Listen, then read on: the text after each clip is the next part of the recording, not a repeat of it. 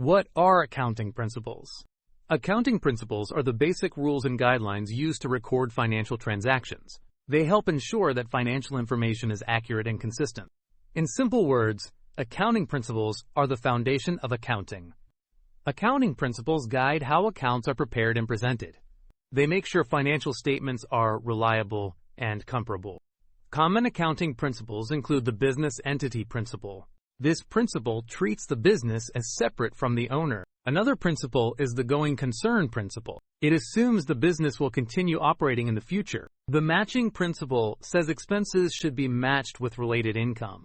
The revenue recognition principle explains when income should be recorded. The cost principle says assets should be recorded at their original cost. The consistency principle requires using the same accounting methods every period. The accounting principles help accountants make fair and honest records. They are followed worldwide with some local variations. Accounting principles are important for investors, managers, and regulators.